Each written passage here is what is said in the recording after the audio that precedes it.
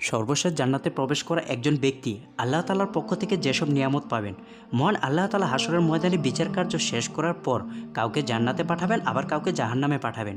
তো যারা জাহান্নামে যাবে তাদের মধ্যে কিছু লোক এমন থাকবে যাদেরকে জাহান্নামের নির্দিষ্ট পরিমাণে শাস্তি দেওয়ার পর আল্লাহ তাআলা দয়া করে জান্নাতে দিয়ে দিবেন। তো এইভাবে জাহান্নাম থেকে জান্নাতে যেতে যেতে সর্বশেষ যে ব্যক্তি জাহান্নাম থেকে জান্নাতে প্রবেশ করবে ওই ব্যক্তি তার সামনে একটি ছায়াদার বৃক্ষ দেখতে পারবে। অতঃপর সে জান্নাতে তার বরাদ্দকৃত ঘরে প্রবেশ করবে। তখন তার জন্য সংরক্ষিত জান্নাতি দুজন হুর তার কাছে প্রবেশ করে বলতে থাকবে, আল্লাহর প্রশংসা যে তিনি আপনাকে আমাদের জন্য জীবিত করেছেন আর আমাদেরকে আপনার জন্য জীবিত রেখেছেন। তখন ওই জান্নাতি ব্যক্তি বলবে, রবের পক্ষ থেকে আমাকে যা দেওয়া হয়েছে তা কাউকে দেওয়া হয়নি। তখন তার এটাই মনে হবে যে তার থেকে উত্তম পুরস্কার আর কেউ পায়নি। সুবহানাল্লাহ। মহান আল্লাহ তাআলা যেন আমাদের সকলকে জান্নাতে যাওয়ার তৌফিক দান করেন। আমিন।